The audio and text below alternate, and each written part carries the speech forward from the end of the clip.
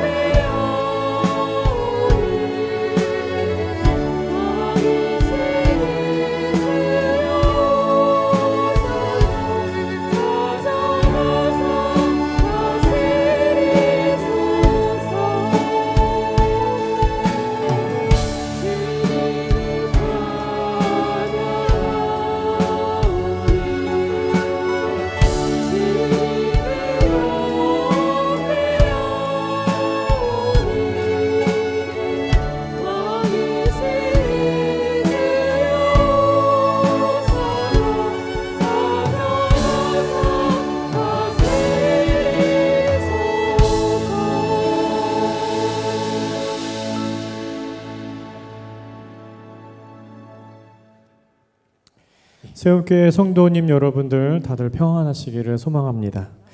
전 세계에 코비드가 팬데믹으로 공포되었을 때에 저는 기억합니다. 많은 유튜브에 또 많은 사람들이, 많은 교회들이 그때 회개운동들이 엄청 일어났던 걸로 기억합니다. 장기적으로 이 팬데믹이 계속 유지되어 있다 보니 우리가 어느덧 좀 회개운동들이 좀 잠들어들지 않나 생각이 듭니다. 우리가 오늘은 찬양할 때에 죄로 인하여 병들고 황폐해져 있는 교회와 또 성도들에게 영적 치료와 부흥이 일어나 하나님 앞에 다시 한번 거룩하게 서게 달라는 마음으로 이런 마음을 간절히 품고 찬양에 임했으면 좋겠습니다. 찬양으로 함께 하나님께 영광 돌리기 원합니다.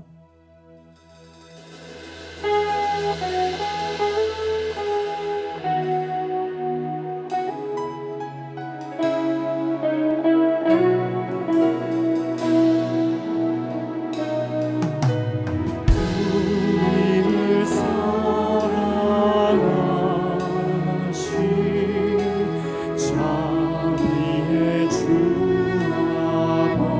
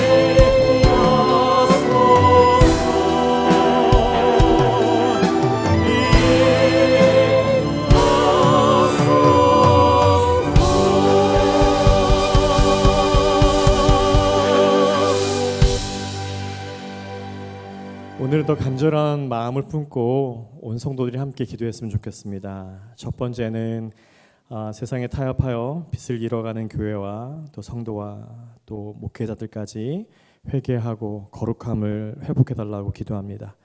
두 번째는 의료 기술을 통해서 팬데믹이 종식되는 것을 기대하기보다 하나님께서 역사해 주시고 치료해 주셔서 종식되어지기를 우리가 함께 기도했으면 좋겠습니다. 세 번째는 예배가 어려운 상황에도 마음의 심지를 굳건히 하여서 얽매이기 쉬운 죄를 벗어버리고 예수님을 바라볼 수 있도록 해달라고 함께 기도하겠습니다. 우리 함께 기도하겠습니다. 하나님 감사합니다.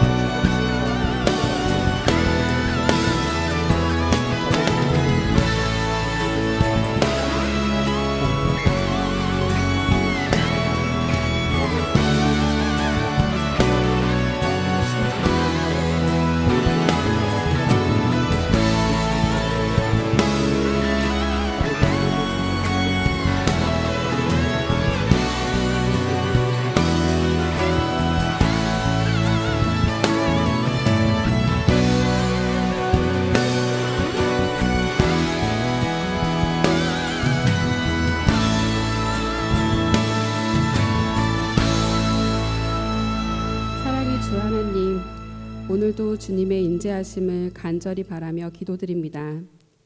지난 한 주도 헤아릴 수 없는 넘치는 은혜로 다가와 주셨지만 부족한 저희들은 주님을 느끼지 못하고 저희들이 원하는 것에 대한 간구함을 기다리기만 하지는 않았는지 생각이 듭니다.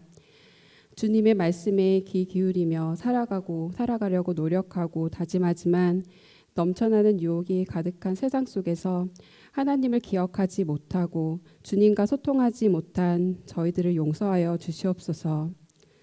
그럼에도 불구하고 그런 저희들을 주님의 눈동자로 지켜주심에 감사합니다. 코비드라는 강한 바이러스로 야기되는 극심한 상황 속에서도 하나님의 날개 아래 거함을 깨달아 낙심치 아니하고 세상 사람들과 구별되어 주님의 깊은 뜻을 헤아리며 바라봐야 할 것들을 바라볼 수 있는 능력을 허락하여 주시옵소서. 어리석게도 주님의 손길을 거부하고 세상의 제약을 품은 불쌍한 영혼들을 위하여 기도합니다. 그들을 향한 주님의 진노를 거두어 주시고 강하게 거부했던 그들의 완고한 마음을 더욱더 강하고 크신 주님의 놀라운 사랑으로 치시어 되돌려 주시고 주님의 살아계심을 증거하게 하여 주시옵소서. 그리하여 모든 열방이 주님을 사모하고 한 마음으로 하나님을 향해 두 손 들고 찬양하게 하옵소서. 계속되는 락다운으로 비대면 예배를 드리고 있습니다. 이 열악한 상황 속에서도 주님께서 예배 녹화 들을 수 있게 장소와 장비를 미리 허락하여 주심에 진심으로 감사합니다. 친히 각 가정에 다가가 주시어 비대면으로 예배드리는 한 사람 한 사람에게 성령의 충만함을 허락하여 주시고 그 가정마다 임재하신 성령님을 온몸으로 깨닫게 하여 전심으로 예배드리는 주님께서 원하시는 한 사람이 되게 하여 주시옵소서. 그 인도하심으로 주님의 말씀에 의지하며 살아가는 이유 되게 하시고 주님께서 기뻐하시는 대로 세상을 정언하는 우리 모두가 되길 간절히 소망합니다.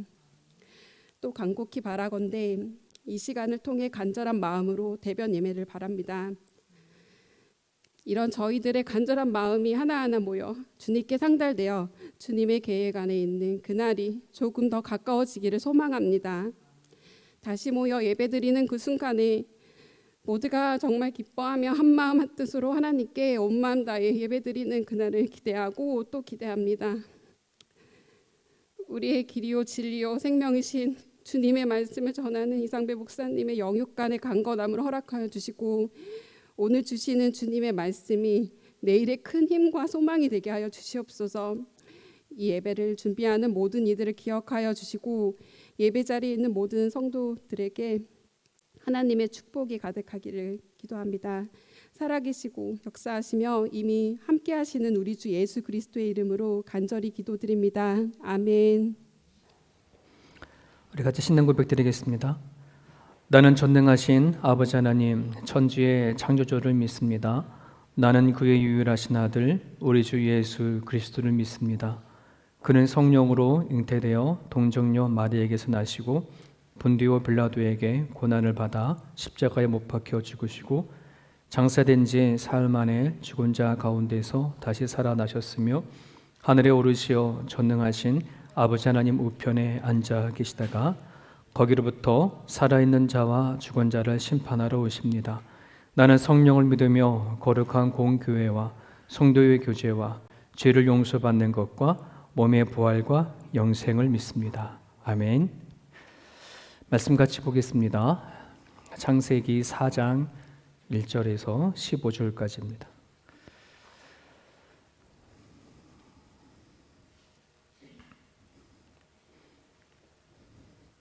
찾으셨으면 우리 같이 읽겠습니다. 창세기 4장 1절에서 15절까지입니다. 아담이 그의 아내 하와와 동침하매 하와가 임신하여 가인을 낳고 이르되 내가 여호와로 말미암아 득남하였다 하니라. 그가 또 가인의 아우 아벨을 낳았는데 아벨은 양치는 자였고 가인은 농사하는 자였더라. 세월이 지난 후에 가인은 땅의 소산으로 제물을 삼아 여호와께 드렸고 아벨은 자기도 양의 첫 새끼와 그 기름으로 드렸더니 여호와께서 아벨과 그의 제물은 받으셨으나 가인과 그의 제물은 받지 아니하신지라. 가인이 몹시 분하여 안색이 변하니 여호와께서 가인에게 이르시되 네가 분하여 함은 어찌 됨이며 안색이 변함은 어찌 됨이냐. 너희가 선을 행하면 어찌 낯을 들지 못하겠느냐. 선을 행하지 아니하면 죄가 문에 엎드려 있느니라. 죄가 너를 원하나 너는 죄를 다스릴지니라. 가인이 그의 아우 아벨에게 말하고 그들이 들에 있을 때에 가인이 그의 아우 아벨을 쳐 죽이니라. 여호와께서 가인에게 이르시되 내 아우 아벨이 어디 있느냐. 그가 이르되 내가 알지 못하나이다. 네가 아우를 지키는 자니이까. 이르시되 내가 무엇을 하였느냐. 내 아우의 핏소리가 땅에서부터 내게 호소하느니라. 땅이 그 입을 벌려 내 손에서부터 내 아우의 피를 받았은즉 내가 땅에서 저주를 받으리니 너가 밭을 갈아도 땅에 다시는 그 효력을 내게 주지 아니할 것이요 너는 땅에서 피하며 유리한 자가 되리라. 가인이 여호와께 아뢰되 내 재벌이 지기가 너무 무거우니이다. 주께서 오늘 이 지면에서 나를 쫓아내시온즉 내가 주의 낯을 배웁지 못하리니 내가 땅에서 피하며 유리하는 자가 될지라. 무릇 나를 만나는 자마다 나를 죽이겠나이다. 여호와께서 그에게 이르시되 그렇지 아니하다. 가인을 죽이는 자는 벌을 7배나 받으리라 하시고 가인에게 표를 주사 그를 만나는 모든 사람에게서 죽음을 면하게 하시니라. 아멘. 에덴에서 추방되어진 아담과 하와가 이 바깥에서 부부로 살아가게 됩니다. 그리고 자녀를 출산하게 됐는데 그 첫 아들을 가인이다라고 이름을 지었습니다. 이 가인은 하나님께서 주셨다, 하나님으로부터 얻었다, 이런 말이거든요. 성경은 가인의 이 이름을 통해서 이제 사람의 자녀들, 사람을 통해서 이어져가는 생명체가 부모로부터 얻어지는 것이 아니라 하나님으로부터 오는 것을 성경은 그렇게 드러내고 있습니다. 우리의 생명이 나의 부모님으로부터 오는 거로 생각하잖아요. 그런데 하나님으로부터 오는 거구나. 성경은 그렇게 밝히고 있죠. 이름이라고 하는 그 자체. 자, 그리고 둘째를 낳는데 그 이름을 뭐라 그럽니까? 아벨이라고 합니다. 아벨의 그 이름 뜻은 공허, 허무 이런 뜻이거든요. 좋은 이름을 놔두고서 왜 그 둘째 아들 이름을 허무하다, 공허하다 했을까? 아마도 아담과 하와가 이제 에덴에서 추방되어져서 본격적인 세상을 살아가다 보니까 이제서야 하나님 없이 살아가는 것이 얼마나 공허하고 허무한지를 경험하지 않았을까? 그래서 그 둘째 아들의 이름을 아벨이라 지지 않았을까? 이렇게 많은 사람들이 축축하게 되어지죠. 자, 그렇게 우리 가인과 아벨이 자라가면서 가인은 뭐가 됐다 그래요? 네, 농사꾼이 되어졌어요. 아벨은 양치는 목자가 되었습니다. 3절에 보니까 세월이 지난 후에라고 시작하면서 뭔가 일이 하나를 만들어져요. 근데 여기서 세월이 어떤 세월일까? 그냥 시간이 흘러간 그 세월일까를 한번 봤더니 그런 뜻이 아니었어요. 흘러가는 시간이 아니라 그 세월이라고 한다는 것은 하나님이 뭔가 하시고자 정하신 때에 이런 의미가 있어요. 근데 하나님이 정한 거는 뭘까요? 가인과 아벨이 살아가면서 하나님 앞에 제사를 드렸는데 과연 그 제사가 하나님 앞에 어떠했는지를 검증하는 그때가 되어진 거예요. 아니나 그럴 수밖에 없죠. 한번 보세요. 가인과 아벨이 제사를 드리며 살아갔어요. 근데 하나님이 그것을 검증하는 것이 아니면 그들이 자기가 드려주신 제사가 올바른 제사인지 그렇지 않은지 확인을 못하잖아요. 그죠? 그런 의미에서 하나님은 가인과 아벨에게 찾아오셔서 그거를 검증하는 그런 날을 맞게 되어집니다. 여러분, 모든 살아간 사람들에게는 모든 일에는 끝이 있고 그 끝에는 하나님의 판단이 있다 하는 것을 또는 우리 이 말씀 가운데도 알 수가 있습니다. 세상 사람들에게는, 하나님 없는 사람들에게는 뭐예요? 그냥 세월이 흘러가다 끝나는 것이 할지 모르지만 그렇지 않다는 것. 오늘 우리가 하나님이 살아계신다는 걸 믿는다면 오늘 내가 살아가는 모든 삶의 끝안에서는 하나님이 판단에 있다는 것을 우리가 나름대로 기억했으면 좋겠고요. 언젠가는 우리가 하나님 앞에서 내 인생의 전체를 써머리해야 하는 그날이 올 거란 사실을 기억하고 살았으면 좋겠습니다. 자, 그러면 계속해서 보게 되어지면 가인과 아벨의 제사에 대해서 하나님이 어떻게 판단하시는가 하는 거예요. 오늘 말씀을 보니까 가인의 제사는 받지 아니하였다고 이렇게 얘기를 합니다. 왜? 이런 질문을 하게 되죠. 자연스럽게. 왜 가인의 제사는 받지 않았을까? 왜 그리고 아벨의 제사를 받았을까? 가인은 채소를 드리고 아벨은 고기를 드려서 그럴까요? 재물에 문제가 있나요? 하나님은 육식을 좋아하고 채식을 좋지 않으셔서 그러신가요? 하나님 앞에 드려지는 제사는 우리가 레위기를 보게 되어지면 동물로 드리기도 하고 곡식으로 드리기도 하거든요. 그러니까 재물에는 아무 문제가 없어요. 그래서 많은 사람들이 그 재물이 정성이 부족하다라고 이렇게 얘기를 많이 하지만 그거보다는 재물보다는 그 재물을 드리는 사람에게 문제가 있음을 우리는 보게 되어지죠. 4절과 5절을 우리가 보게 되어지면 하나님은 이렇게 말씀하세요. 아벨과 그의 재물을 받으셨으나 가인과 그의 재물은 받지 아니하셨더라 이런 말씀이 있거든요. 근데 거기에 눈여겨봐야 할 것은 뭐냐면 아벨과 그의 재물 이렇게 표현을 하고 있고 가인과 그의 재물 이렇게 표현하고 있어요. 그러니까는 재물을 얘기를 할 때에 항상 그 재물의 주인이 누구냐? 아벨이냐 가인이냐 이런 얘기인 거잖아요. 그러니까 하나님은 재물을 받으시지만 그 사람과 같이 받으신다는 거예요. 사람이 같이 받으신다는 거예요. 결국 왜 가인이 하나님의 앞에 드려진 제사를 하나님이 기뻐하지 않으셨을까? 그거는 가인에게 문제가 있음을 알 수 있어요. 여러분 오늘 우리가 쓴 이제 개역 개정에는 하나님이 그 받으셨다 받지 아니했다는 표현을 하지만 개역 개정 전에 그냥 개역 성경을 보게 되어지면 이 받으셨다는 말을 연납이라는 말로 되어져 있어요. 그러니까는 아벨의 제사와 그의 제물은 연납하셨고 가인과 그의 제물은 연납하지 않았다라는 표현을 하거든요. 개인적으로는 그 개역 성경에 나요. 바꾸지 않았던 표현이 나요. 왜냐하면 연납이라고 하는 말 안에는 하나님이 기뻐하다라고 하는 의미가 담겨져 있는 말이거든요. 하나님이 기뻐하셨다는 말이에요. 여러분 하나님 여기서 중요한 부분은 뭐냐면 제사가 하나님의 감정에 의해서 결정되어진다는 거예요. 하나님이 기쁘냐 기쁘지 않느냐에 따라서 그 제물이 받아지느냐 안 받아지느냐를 결정한다는 거예요. 그래서 이렇게 되게 중요한 부분이거든요. 여러분 하나님은 인격적인 부분이에요. 우리처럼 기뻐하시기도 하시고 슬퍼하시기도 하시고 좋아하시기도 하시고 때로는 분을 내기도 하시잖아요. 여러분 그래서 제사라고 한다는 것은 우리가 흔히 예배라고 말을 하잖아요. 그것은 인격 대 인격이지 인격 대 어떤 형식이나 인격 대 어떤 제물이 아니라는 말이에요.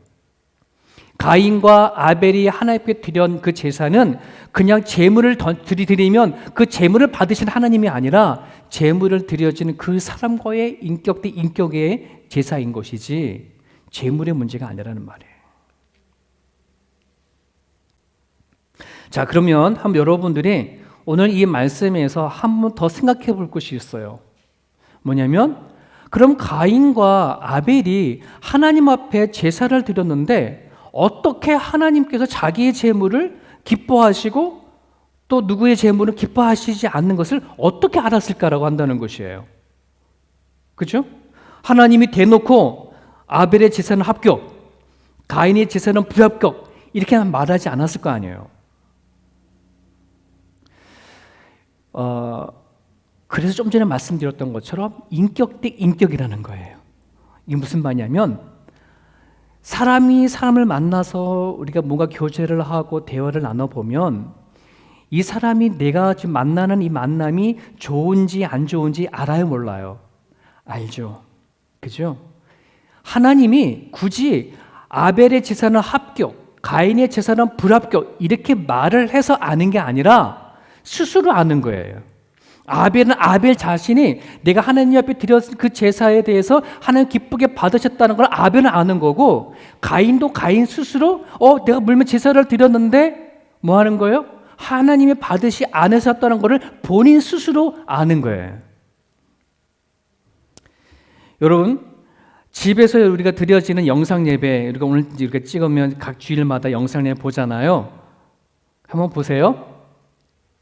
그 영상 예배를 누군가가 드렸어요. 그 영상 예배를 보고서는 저 사람 예배를 잘 드렸다 안 드렸다는 주변에 있는 사람 말 못해요. 하지만 누구는 알까요? 자기는 알아요. 내가 이 영상을 보고 예배를 드렸을 때에 내가 하나님 앞에 이 예배를 잘 드렸다 잘 드리지 못했다 하는 것을 누가 알아요? 남은 몰라. 누구는 안다? 나는 안다. 공감이 돼요? 이해가 되어져요? 네, 저는 그걸 알아요. 똑같은 예배를 우리는 계속 반복해서 드려지지만 그 예배가 내가 좀 하나님 앞에 드려졌을 때 오는 내 안에 기쁨이 있어요. 내 안에 감사가 있고요. 느껴지는 것이 있어요. 근데 그렇지 않을 때는 뭐 하는 거예요? 분명히 예배를 드리긴 드렸는데 이게 뭐지? 와 닿지 않을 때가 있어요. 사랑하는 여러분, 인격 대 인격, 인격 대 형식. 내가 만약 살아있는 하나님이 아닌 그냥 막연한 하나님 앞에 예배를 드린다 그러면 어쩌면 인격 대 형식적으로 다가가는데 아무 문제가 없을 거예요. 하지만 하나님 인격적인 분이세요. 어떤 사람은 예배를 통해서 기쁨을 만끽하고 또 잃어버렸던 감사가 다시 회복이 되어져서 예배하는 그 순간순간이 내가 살아가는 이유이기도 하고 살아가는 목적이라고 그렇게 고백하며 예배 드리는 사람도 있고요. 어떤 사람들에게는 오늘 주일이니까 그냥 이건 드려져야 되는 거야 라고 하는 형식에 매여서 드려지는 예배도 있을 거라는 말이죠. 여러분의 예배는 과연 하나님이 보시기에 기쁘게 받으시는 것 같습니까? 아니면 아닌 것 같습니까? 가인은 하나님이 뭐라고 하지 않았음에도 불구하고 그가 제사 드린 이후에 아마 아벨을 한번 봤을 거예요. 아벨과 자기 모습을. 그런데 아벨은 제사를 드리고 나서는 보니까 너무 좋아해, 너무 해피해 보이는 거예요. 근데 자기는 뭔가 이게 안 해피한 것 같기도 하고, 그죠? 재물의 문제가 있는 게 아니라 하나님 앞에 드렸는데 자기가 하나님 앞에 드려갈 때에 정말 정성과 마음을 다한 그것을 자기 안에서 발견하지 못했을 때에 오는 그것을 자기가 알고 있었어요. 여러분, 그렇지 아니하면 굳이 이 제사 가지고서는 아벨이 화를 낼 이유가 있을까요? 안색이 변할 정도로 우락부락 할 필요가 있을까요? 전혀 그렇지 않아요. 자기가 아벨처럼 하나님은 보시기에 기쁜 그런 예배를 드렸다면 자기 또한 예배를 드린 다음에 나는 기뻐, 괜찮아, 행복해 아마 이렇게 느꼈을 거라는 말이죠. 근데 가인에겐 그게 없었어요. 아벨을 보니까 아벨은 뭔가 하나님과의 좋은 관계 속에 있는 것 같은데 나는 하나님과의 전혀 뭔가 이렇게 이루어지지 않는 그 부분을 보고 이제 시기와 질투를 하게 되는 거죠. 여러분, 원래 그러지 않습니까? 도둑이 재발이 저린다고. 그죠? 자기가 뭔가 잘못했으면 그걸 얼른 수정하고 바꿔가면 좋은데 대부분의 사람들이 그게 더 쉽나요? 자기보다 더 나은 사람을 헐뜯고 약간 안 좋게 생각하는 게 더 빠르지? 그죠? 자기 안에 뭔가 문제를 발견했으면 그렇게 고치면 좋겠는데 그러지 못했어요. 가인의 마음속에 있는 그 부분을 하나님께서 아시고 6절에 보니까 이렇게 말씀하십니다. 여호와께서 가인에게 이르시되 너가 분하여 함은 어찌 됨이며 안색이 변함은 어찌 됨이냐. 완전히 하나님이 가인의 생각과 마음을 아시고 종국을 확 찔러버린 거예요. 완전 속을 들킨 거죠, 가인의 입장에서는. 그럼 여러분, 이때는요, 솔직히 말하면 하나님 앞에 나아갈 수 있는 기회예요.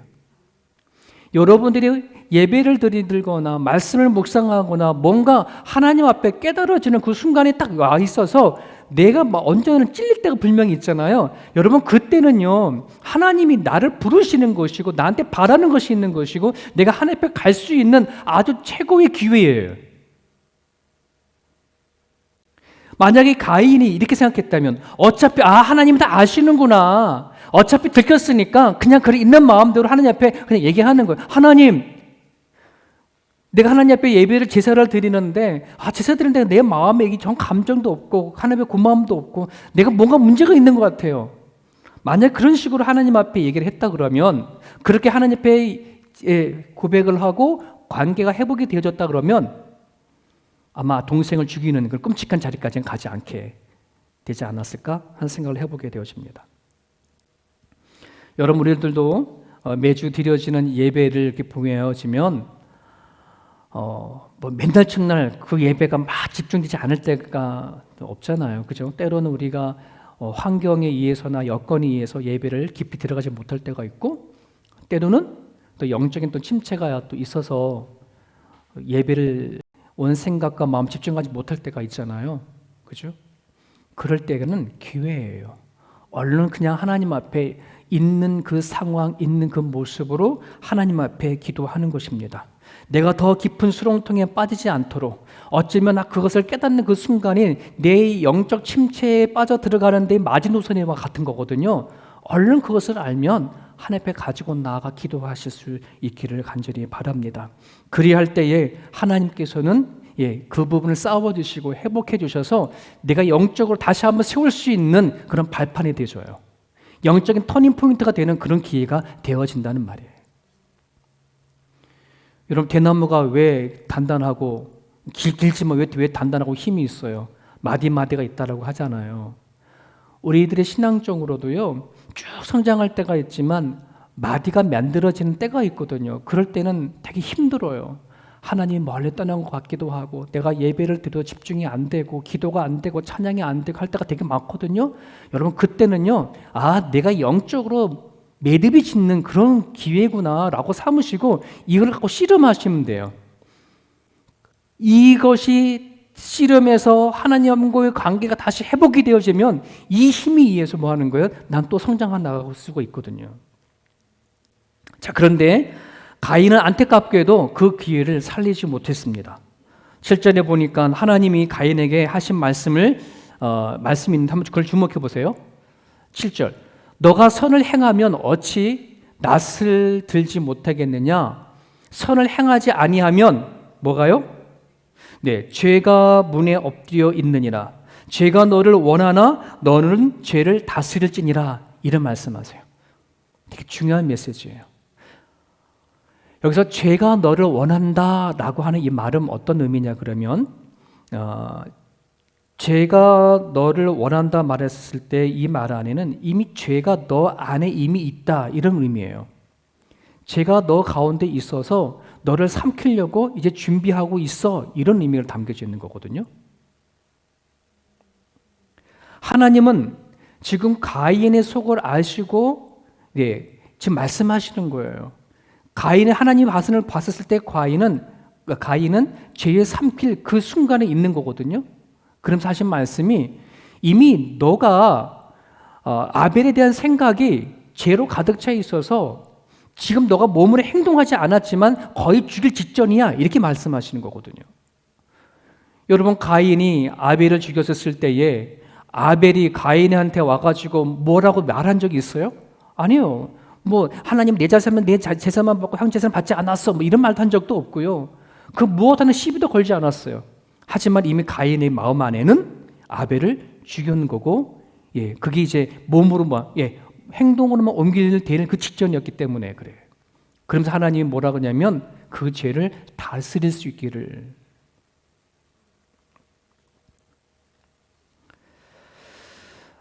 참 안타까운 부분이죠. 끝내는 자기의 동생을 이제 죽임으로 인해서 인간의 첫 죽음이 이루어지는 순간입니다.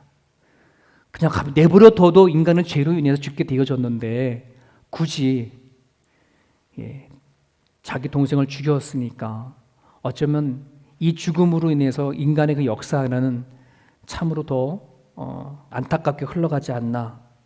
결국 인간의 역사가 비극으로 흘러갈 수 있었던 것이 아마 이런 부분이 아닌가 이런 생각을 좀 해보게 되어집니다. 여러분 아담과 하와가 죄를 지면서 죽음이라는 게 오게 되어졌잖아요. 근데 여러분 그 최초의 죽음을 우리가 생각해 보면 오늘 가인이 아벨을 죽였을 때 아벨의 죽음이 최초가 아니고 그 전에 먼저의 죽음이 있었던 거 아시나요? 하나님이 아담과 하와에게 가죽옷을 입히기 위해서 먼저 동물을 희생해서 죽인 그 죽음이 먼저 있어요. 이건 되게 중요한 의미가 담겨져 있어요. 사람에게 있어서 하나님이 죄로 인해서 다가오는 그 죽음, 심판에 대한 결과물은 확실해요. 하지만 심판에 의한 그 죽음이 그냥 심판에 의한 되어지는 것이 아니라 어떠한 죽음은 뭐 하는 거예요? 죄로 인한 죽음이 아니라 누구를 살리기 위해 누군가에게 유익이 되어지는 그런 죽음이 있음을 하나님께서는 보여주셨습니다. 결국은 짐승의 죽음을 통해 가지고 그들의 그 희생의 죽음으로 하나님께서는 옷을 입히시고 내보내지 않았습니까? 여러분 그런 부분들 안에서 하나님을 믿는 사람들, 하나님 안에 회복되어진 사람들은요 죽어도 하나님의 영광에 되어진다는 사실을 기억했으면 좋겠습니다. 하나님이 그걸 우리가 원하셨던 것 같아요. 하나님 우리를 구원하시는 그 안에를 보게 되어지면은 그리스도인들의 죽음이 유익하도록 또는 영광에 되어지게 하기 위해서 하나님 우리를 구원하셨다는 사실을 여러분 기억을 하셨으면 좋겠습니다. 아니었으면 우리는 다 뭐예요? 그냥 심판으로 다 그냥 죽어버리고 말아버리는 거잖아요. 하지만 저와 여러분들이 예수 그리스도로 인해서 구원을 받았다고 한다면 이젠 우리의 죽음은 심판에 대한 결과물로 오는 것이 아닌 죽음마저도 영광이요 죽음마저도 유익되어지는 것으로 바꿔주셨다는 것. 그게 하나님께서 우리를 그토록 구원하시고자 했던 이유였다는 것을 기억을 하셨으면 좋겠습니다. 자, 그런데 한번 보세요. 그래서 여러분들과 저가 살아가는 우리 인생들을 그냥 단지 죽음으로 끝나는 인생으로 여러분들 생각하지 않고 살아갔으면 좋겠고요. 죄 때문에 어쩔 수 없어 라고 하는 그런 마음으로 인생을 살지 않았으면 좋겠습니다. 오늘 하나님께서 말씀하신 바대로 죄가 문에 엎드려져 있다. 너가 죄를 다스려라 라고 하셨는데 이 죄를 다스리지 아니하게 되게 되면 우리는 결코 내 인생을 바르게 세워갈 수 없음을 여러분 기억을 하실 수 있기를 바랍니다. 죄가 너를 원한다. 이미 너 속에 죄의 소원이 있다. 이렇게 얘기를 하시는 거예요. 우리 마태복음 5장 28절을 같이 읽어보겠습니다. 시작. 나는 너희에게 이르노니 음욕을 품고 여자를 보는 자마다 마음에 이미 간음하였느니라. 여러분, 예수님께서 주신 말씀이신데요.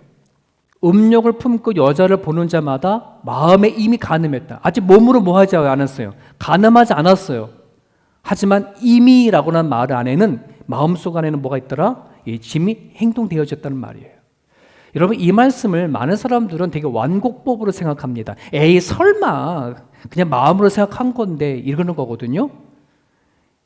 여러분, 하나님의 말씀들을요, 가능하다면 완곡법을 쓰지 마시고 있는 그대로 받을 수 있기를 바라요. 우리는 사람은 나는 되게 나에 대해 죄에 대해서는 되게 관용스러워요. 되게 좀 부드러워요.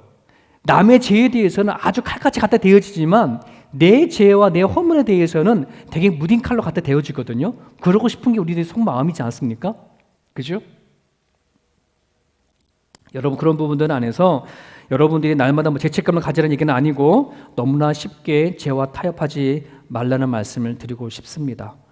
혹시나 여러분들 가운데에 내 안에 정말 알게 모르게 이 죄성이라는 것이 꿈틀꿈틀 그런다고 한다 그러면 이것이 내가 과연 받아들여야 될 것이냐 받아들이지 않을 거냐라고 하는 확인이라도 먼저 하시고 우리가 살아갔으면 좋겠습니다.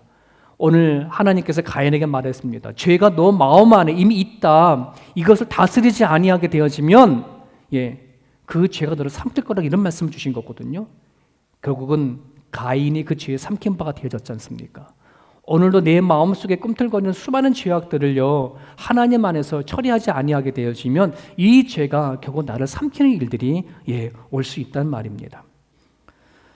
그런 부분들 안에서 여러분들이 기도의 힘을 길렀으면 좋겠고요, 찬양의 힘을 길렀으면 좋겠고요, 예배의 힘을 길렀으면 좋겠습니다. 왜? 이것은 내 안에 있는 이 죄와 싸우는 힘이 되어지고 내 안에 있는 죄를 다스릴 수 있는 비결이 되어줄 수 있게 때문에 그렇습니다. 마지막 하나만 더 살펴보고 말씀을 정리하려고 하는데요. 그 마지막은 뭐냐 그러면 오늘 이렇게 가인이 하나님께서도 이미 경고를 했음에도 불구하고 자기 동생 아벨을 죽였는데 그 죽음 이후에 하나님이 생각보다도 더 가인에 대한 그 죄에 대해서 관대하신 거예요. 그리고 우리 질문 던져야 돼요. 왜 하나님은 살인자인 가인에게 관대하셨을까 하는 부분들이죠. 저는 개인적으로 아담과 하와가 선악과를 따먹은 것보다 자기 동생 아벨을 죽인 것이 더 끔찍한 죄라고 생각이 되어지는데 그렇지 않습니까? 그런데 오늘 보게 되어지면 생각보다도 더 하나님의 가인에 대한 이 죄에 대해서 좀 더 이렇게 관대하신 것을 좀 볼 수가 있습니다. 하나님이 뻔히 알면서 가인에게 찾아와서 말하죠. 야 아벨아 어디 있느냐? 라고 질문을 한번 던집니다.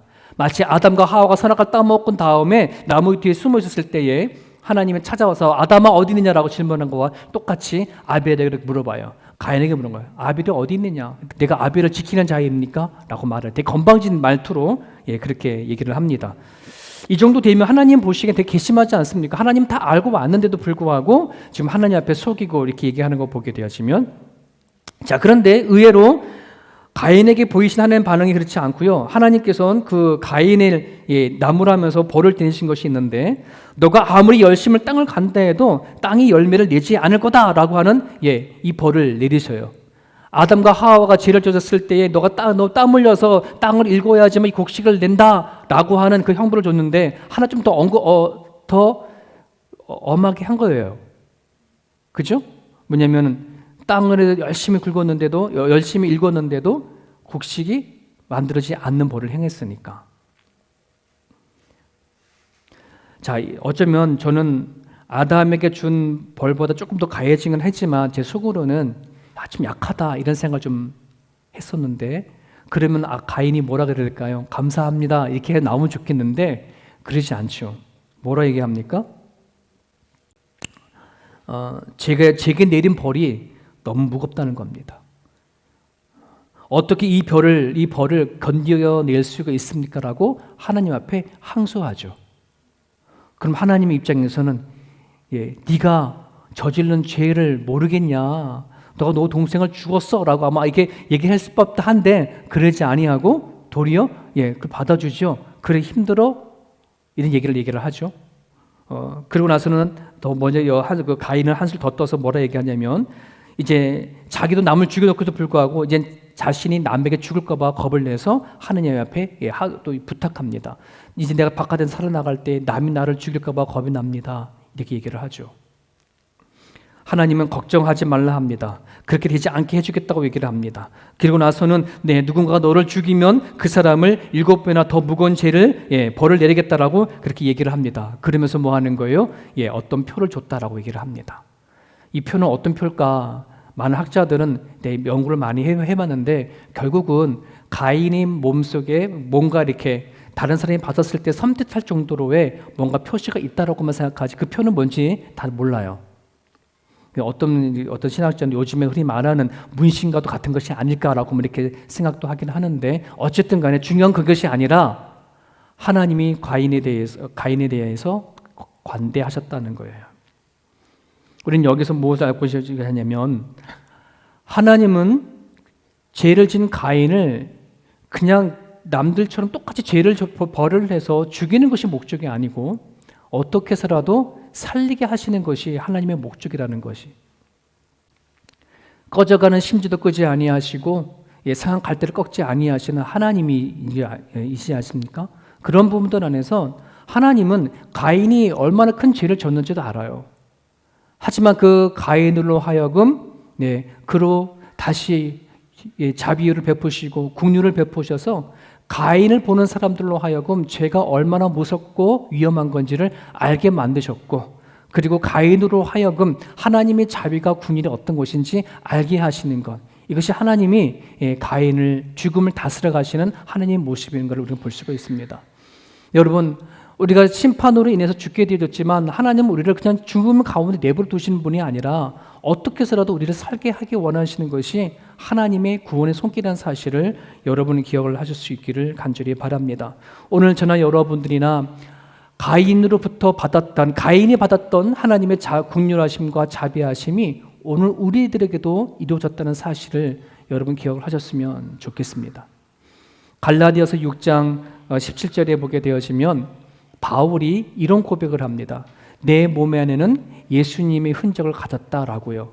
근데 그 흔적은 어떤 흔적이냐 그러면 하나님부터 받았던 그 사랑이, 그 은혜가 너무나도 큰 걸 깨달으니까 예수님 때문에, 하나님 때문에 받는 여러 상처와 아픔들을 얘기를 하는 거거든요.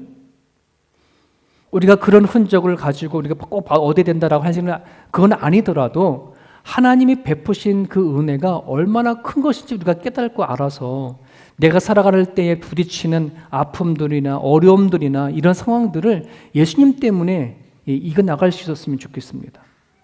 누군가가 우리에게 다가와가지고 내가 하나님 받은 구원이 어떤 것인지를 말해보라라고 한다면 얼마든지 내가 받은 은혜에 대해서 이야기할 수 있고 예수님 때문에 나는 이렇게 산다라고 얘기할 수 있는 저와 여러분의 모습이 되었으면 좋겠습니다. 우리의 육과 우리들의 영혼이 살 수 있는 유일한 길은 하나님의 은혜와 자비 아니면 살아갈 수 없음을, 그것이 가인이 아벨을 죽이는 이 죽음의 현장 앞에 우리가 깨달을 부분이 바로 여기 있습니다. 오늘 말씀 붙잡고 같이 기도했으면 좋겠는데요. 우리는 매주마다 영상으로 찍어서 같이 영상 예배를 드리지만 여러분, 이 예배가 그냥 한 번만 보고 드려지는 형식으로 드려지는 그런 예배가 되지 않기를, 인격 대 인격으로 드려지는 예배가 되어줄 수 있기를 간절히 바랍니다. 그래서 여러분들이 영상이 예배이지만 예배를 드린 다음에 내 스스로 정말 하나님 앞에 하나님께 정말 예배를 드렸구나, 하나님이 나한테 이런 걸 주셨구나라고 하는 그런 인격적인 만남이 되어줬으면 좋겠습니다. 또한 여러분 기도하실 때에 우리들의 마음판에 이미 도사리고 있는 죄성이 너무 많거든요. 이거를 하나님 앞에 다스릴 수 있게 해달라고 여러분 기도해 주셨으면 좋겠습니다. 그래서 오늘 주신 말씀 붙잡고 이 시간 같이 한번 기도하기 원합니다. 하나님 아버지, 하나님 감사합니다. 성령께서 이 시간을 가운데 다가와 주시고 붙잡아 주시고 간절히 바라고 소망합니다. 하나님, 연약한 우리의 모습들입니다. 우리 가운데 다가와 주시옵시고 하나님 앞에 세워가기 부족하면 우리에게 심령 되어갈 수 있기를 간절히 바라고 소망합니다.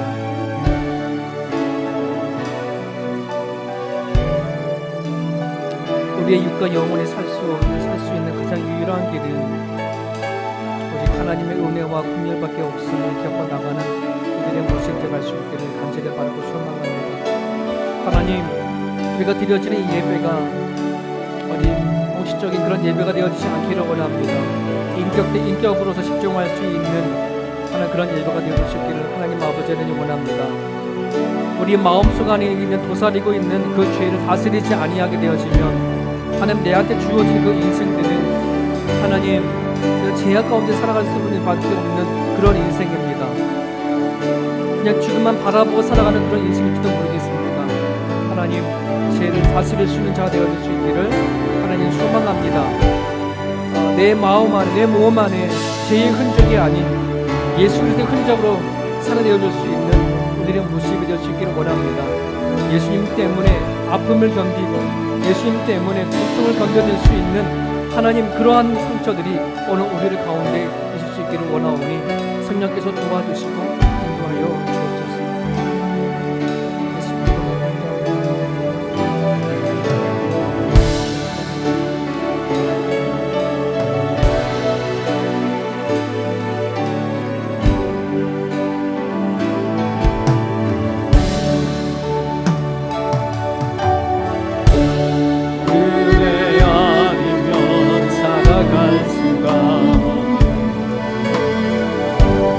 또 가져도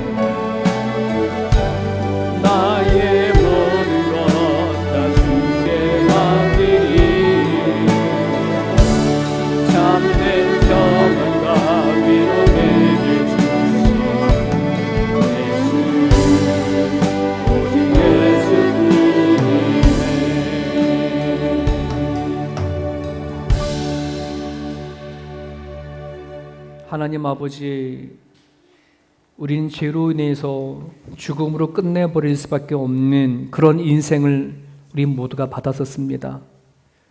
하지만 하나님의 구원의 손길로 인해, 하나님의 그 자비와 은혜로 인해 우리의 인생은 죽음으로 끝나지 않게 하여 주시고 다시 하나님을 위해서 살아갈 수 있는 그런 존재가 되게 하여 주셔서 진심으로 감사합니다. 주어진 인생을 죄의 흔적으로 살지 말게 하여 주시고 하나님의 은혜의 흔적으로 살아낼 수 있도록 하나님 도와주시옵소서. 그 크신 하나님의 그 은혜와 긍휼이 얼마나 큰지를 깨달아 예수님의 힘으로 모든 아픔과 고통과 상황을 이겨낼 수 있는 우리 모두가 되어줄 수 있도록 하나님 도와주시옵소서.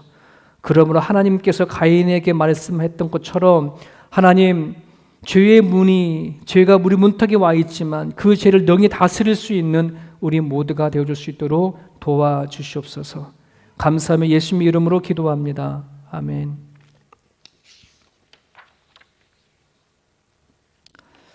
한 주 한 주가 어떻게 지나가는지 모르겠지만 그래도 참 시간은 잘도 갑니다. 여러분 다들 잘 건강하시죠? 언제 우리 8월 마지막 주까지가 낙다운인데 9월 첫째 주에 만나서 있으면 얼마나 좋겠습니까? 그런 소망으로 하루하루를 보냅니다. 여러분들 가정 안에서 늘 기도해 주시고 빠른 시일 안에 같이 얼굴을 맞대고 예배 드릴 수 있는 날이 올 수 있도록 여러분 기도해 주셨으면 좋겠습니다. 이게 락다운이 자꾸 길어져 가면서 우리가 방문도 못 하고 막 이렇게 하잖아요. 얼굴도 못 보고 하니까 이제 상황이 길어져 가면 줌을 통해서도 성경 공부를 좀 해야 되겠다는 생각을 좀 갖고 있어서요. 좀 이렇게 준비를 하고 있습니다. 여러분들은 우리가 다음 주 정도엔 아마 구체적인 내용이 나오겠지만 우리 집에 계시는 분들 같이 줌으로 성경 공부할 수 있는 분들이 계시면 또 신청해 주시고 그랬으면 좋겠습니다. 백신 맞지 않으신 분들을 백신 꼭 다 맞아주시고요.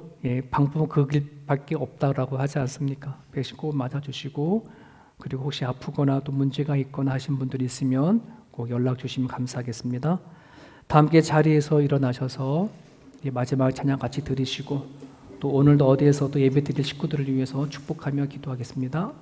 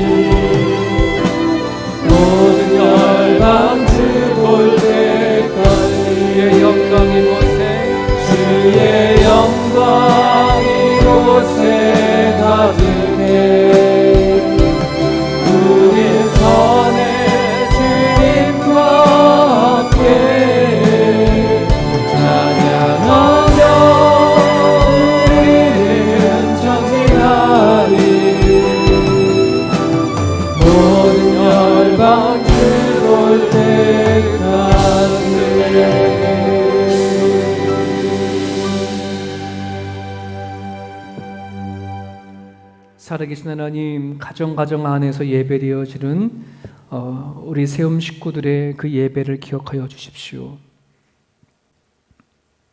찬양과 기도와 말씀 가운데 나가는 그들 예배 가운데 하나님 함께하여 주셔서 형식이 아닌 하나님을 인격 대 인격으로 만나는 귀한 자리가 되어서 예배하는 것이 기쁨이 되게 하시고 또 삶 살아가는 의미가 되어줄 수 있도록 하나님 축복하여 주옵소서. 하나님, 어려운 시기를 살아가는 가정 가운데 있습니다. 성도들을 경제적으로 어려움 당하지 않기를 소망합니다. 육체적으로 병들지 않기를 소망합니다. 하나님을 지존자로 삼고 살아가고자 원하는 모든 사람들에게 피난처가 되어 주시옵시고 그들이 살아간 삶의 현장 가운데 함께하여 주셔서 돌뿌리에도 넘어지지 아니하시는 하나님의 간섭과 섭리를 허락하여 주시옵소서. 오늘도 하나님 앞에 드려지는 예물을 주님 기억하여 주시옵시고 드리는 자들마다 기쁨 되게 하시옵소서. 먹고 마시며 저들 살아가는 가정 가운데 채워주신 하나님 진심으로 감사를 드립니다. 마음이 공허하거나 허전하지 않게 하여 주시옵시고 예수 그리스도로 오는 하나님 위로부터는 능력을 입고 살아갈 수 있도록 성령께서 붙잡아 주옵소서. 감사하며 예수님의 이름으로 기도합니다. 이제는 우리 주 예수 그리스도의 은혜와 하나님 아버지의 무한하신 사랑하심과 우리와 함께 동행해 주시고 사랑한 삶의 현장 가운데 위로부터는 능력을 공급해 주시는 성령님의 감화감동 역사 충만하심이 우리들의 죽음이 단지 심판으로서 끝나는 죽음이 아닌 하나님의 구원으로 인하여 살아간 삶의 현장 가운데 그 크신 하나님의 은혜를 알게 해주신 주님의 그 능력을 깨닫고 살아가는 현장들마다 하나님 앞에 간구하고 기도하고 살아가기를 다짐하는 주의 백성들 머리 위에 이제부터 영원토록 함께 하시옵기를 간절히 축원합나이다. 아멘.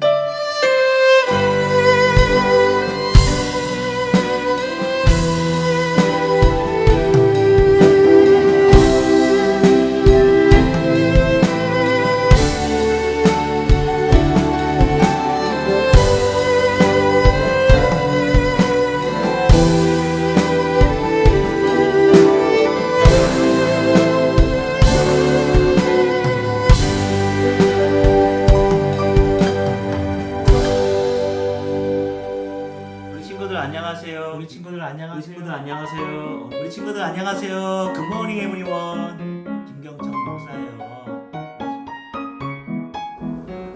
안녕하세요. 코로나 생활 괜찮아요?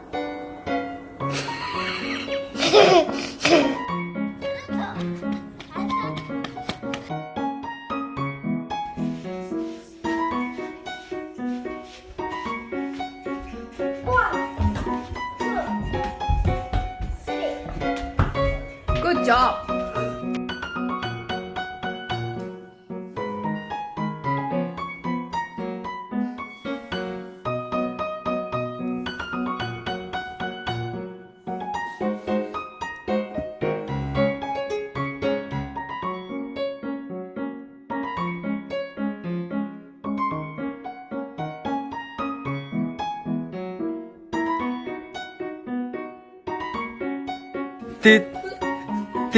출발.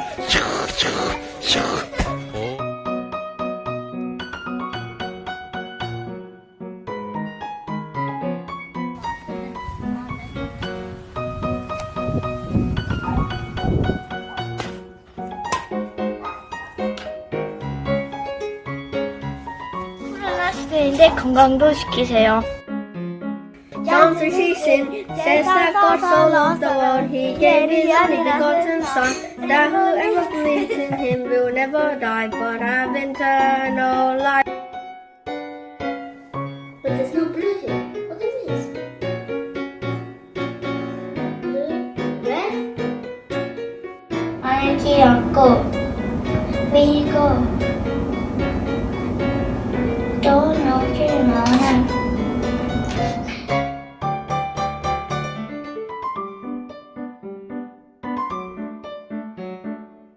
교회를 예배하고 싶어요. 제이크는? 모두 건강하세요.